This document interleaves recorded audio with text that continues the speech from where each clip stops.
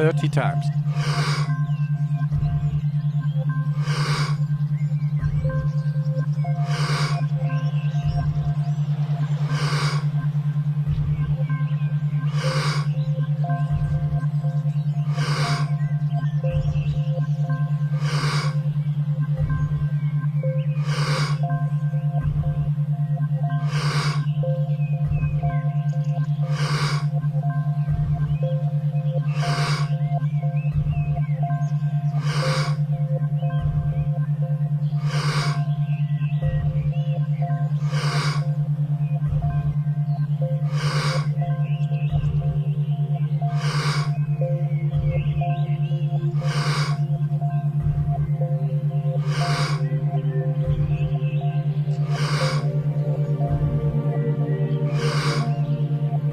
Ten times more.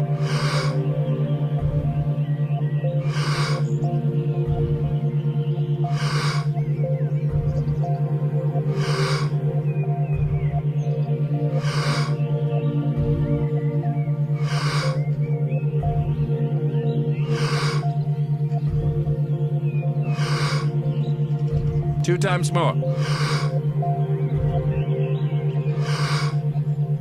Letting go and stop.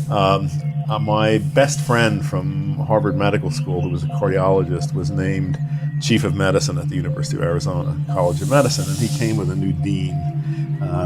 They both came from the University of Massachusetts, and when they got here, I had dinner with him. He said, "Well, now you have friends in high places. What do you want to do?" I said, "Well, I want to change all of medicine." So he said, "How do you want to do that?" And I said, "I'd like to start a residency in a field that I want to call integrative medicine." He said, "Let's talk to the dean." So the dean said, "You can't start a residency in a field that doesn't exist."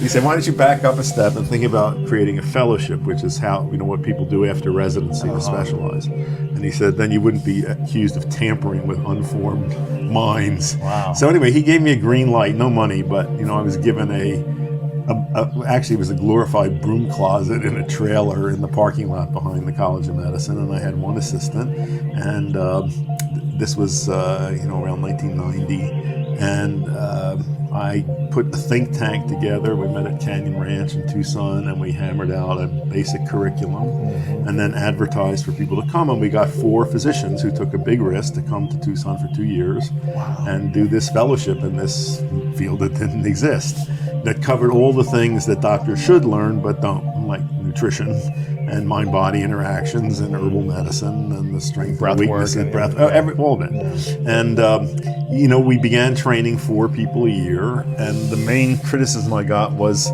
how possibly you're going to change anything by training 4 people a year?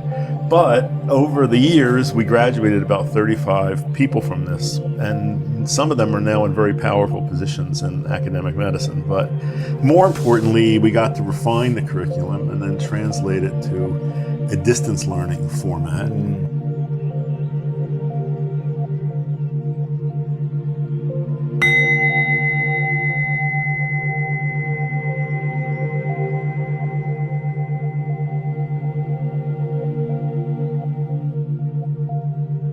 Thirty times.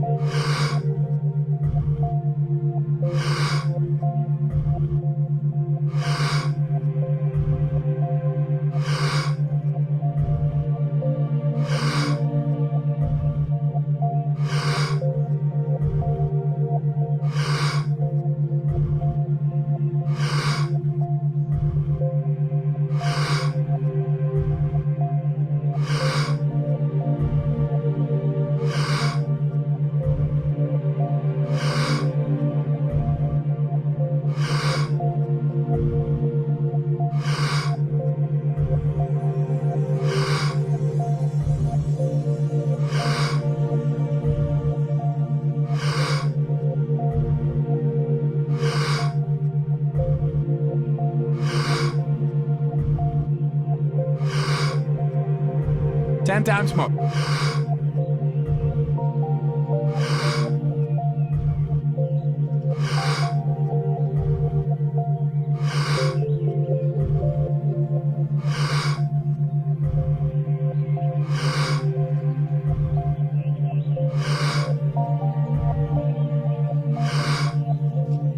Two times more. Letting go and stop. And now we have graduated over 2,000 physicians from this very intensive training. And we also have a shorter curriculum that's in 80 or 90 residency programs throughout the world. And, you know, it's really becoming, we're really influencing people now. And we've trained people in every specialty, all ages. So the goal is one day, you know, whether you go to a dermatologist or a psychiatrist or a gastroenterologist, that person will have learned the basics of nutrition and mind-body medicine, and will know what Chinese medicine is good for, and, you know, all the rest that they should know. It seems like there's been a movement, especially over the last 5 years, that I've seen many doctors leaving the, I guess, what do we call the functional practice, the traditional practice, and then the functional medicine, leaving their practices because they're realizing it's not working. You know, it's not working, and they're really unhappy. You know, when I was in medical school, medicine looked like a very desirable profession. One of the things it promised was autonomy. You could be your own boss. Well, that's all gone out the window. You know, you have to work for somebody these days. You have to work for a corporation that tells you how to do it, and what pills to use. And you have no autonomy anymore, and all the satisfaction of a doctor-patient relationship has disappeared. You know, if you've got 8 minutes to see a patient, it's unlikely that you can form that kind of therapeutic relationship. Yes, and as you say, a lot of it's not working, and you know, I could go on at great length about this, but our so-called healthcare system is a total mess. You know, we spend more per capita than any other country in the world on healthcare. You know, by a long shot. If you look at a bar graph of NATO nations' per capita expenditures on health, we're off the chart. And at the same time, we have worse health outcomes than any developed country. The World Health Organization rates us 38th, on a par with Serbia.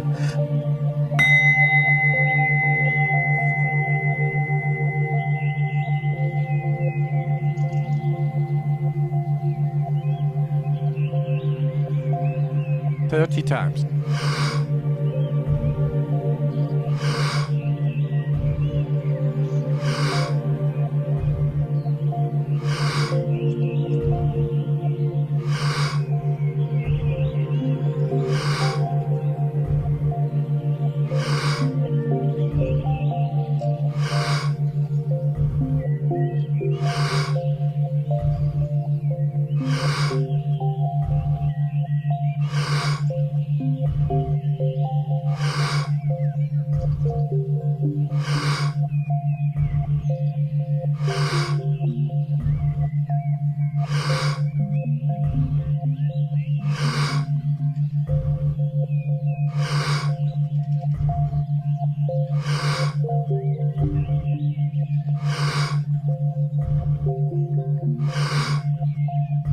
"10 times more.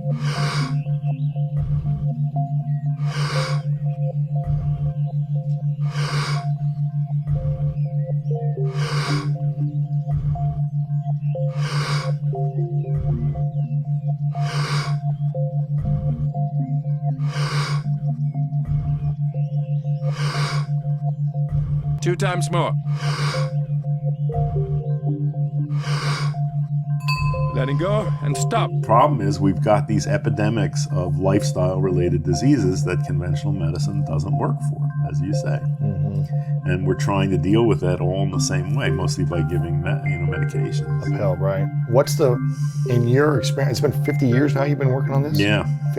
Roughly 50 years. What's been the common theme for the root of most pain that people have? Well, is it lifestyle? Is it food? Is it relationships? Is it lack of sleep? I have to say that in my clinical experience, more often than not, I find the root causes of problems to be not in the physical body, but more in the mental, emotional, or spiritual. The holding on to anger, whatever. I mean, it's fear. often unconscious stuff, you know. But it's unless you work in that area, if you just deal with the physical body, it doesn't solve it. It's superficial. Yeah. Superficial. Really. I mean, if you just look at pain, are you familiar with John Sarno's work? No. He wrote. He's passed about a couple years ago. He was a rehab medicine specialist in New York and a healer. And he has one book called Healing Back Pain, another called Mind Over Back Pain. And he taught that almost all back pain is of psychological origin. That's not to say it's not real, but that the problem is it's spasms of small muscles that cut off blood supply, and it becomes a vicious cycle in which the contraction of muscles further, cuts off blood supply. But the origin of this problem is in the mental compartment, and he used to require that people who came to him go to 2 evening lectures he gave in 1 week. A great many people who did that, their pain disappeared forever. What was the thing they realized? It's just hearing this message from this guy that it was not in their back. Right.